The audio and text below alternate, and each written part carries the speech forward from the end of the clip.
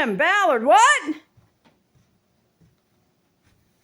Oh, it was a religious thing. He really believed in it. He believed in the religious thing, like that he was building up unless he didn't really believe it, but was just taking their money, selling these Haitian kids to Mormon families to seal them, I guess, into heaven forever. What are they? Bizarro religion. And I'm like, damn, I just posted it to my community post, the link to the short that if you just keep pausing it and read, it is just like,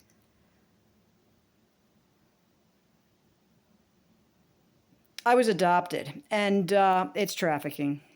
I mean, it just, I realize that adoption is absolutely necessary in certain cases. It is what it is. However, I'd like to say that adoption is chosen for these children far before they shouldn't be. I mean, it should be, the choice should be, where's all the family members? Then where's all the friends of these people that know you must, if at all possible, if it makes any sense, keep these children in touch with their natural parents. Yes, it'll be weird, a little bit, but not that weird when you're fucking used to it, okay? I grew up knowing I was adopted. It wasn't weird at all until I became an adult and realized how much adopted people were hated when I went to look for my natural parents. I'm like, what? I didn't realize I had been discriminated against. I mean, I was raised by a narcissist, so I was used to it. I didn't realize it had to do with my adoption, but now I know that it does. Yeah, most people don't know you're adopted. You're an adult. But there was just certain situations where I'm like, I can feel I don't belong. I'm not one of them. Anyway, it's fine. What was my point? Tim, what are you doing? What I'm saying is, you're selling colored children to white people in America that are religiously lunatics, that you beat these kids. I mean, look at the Mormon churches exposing now all these children getting locked up and beaten and all kind of goofy, crazy shit. And this church is falling to the ground. Anyway, like, what are y'all doing? None of you know your church history. I watched a really, really dumb, God bless his heart, he was dumb though. He was dumber than a rock. I watched him yesterday learn about the origins of his church, and he had no clue. And then I watched a smart girl who was a Mormon learn about it, and they reacted completely differently. Like the guy was just like, I had a personal experience. And we're like, all right, but that's not facts. The girl, however, was real smart, and she was like, oh my God, how did you find this stuff out about Joseph Smith? And they're like, it's in the church archives, it's in the records. And she's like, where can I read this? I need to know where this is coming from, because she was highly interested in the fact that the founder of the religion that she was so dedicated to was such a piece of total shit, con artist, just absolute philandering, womanizing. God only knows what he did with the kids. I don't know. But I'm just going.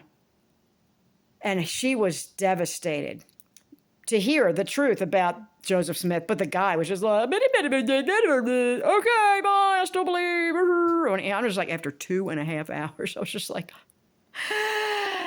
I listened to this while I was renovating my house yesterday. Anyway, the girl I felt bad for, because she said, am I going to get excommunicated for talking about this?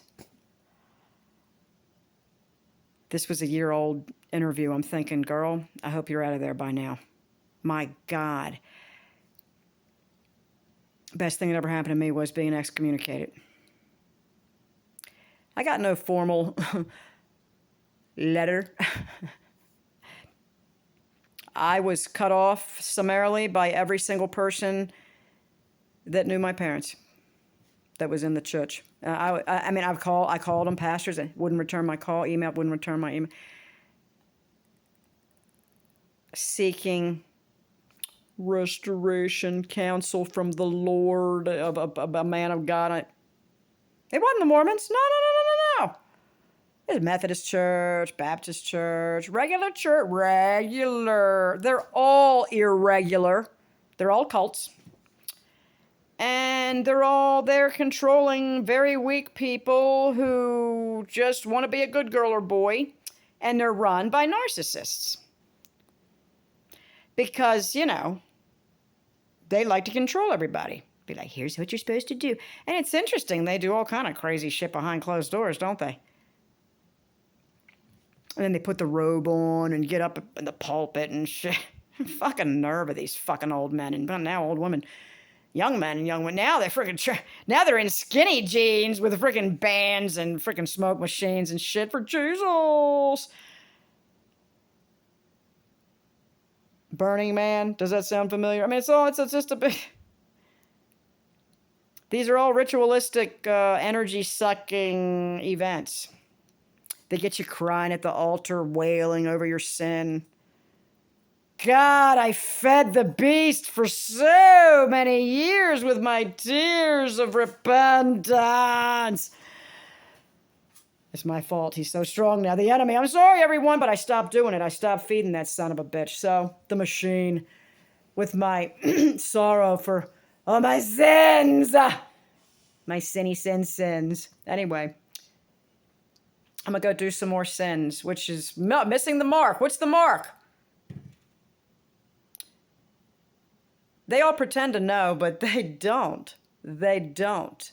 It's a head game. They want you to think they know, and you pretend you know, and then you all go play church and shit. Like you're talking to this God guy. Nah. Meanwhile, they're trafficking children and women, boys, young queer boys. They're probably trafficking them too. And then tell them it's their fault and they're going to hell for being queer. I'm done with the cha-chas. Can you tell?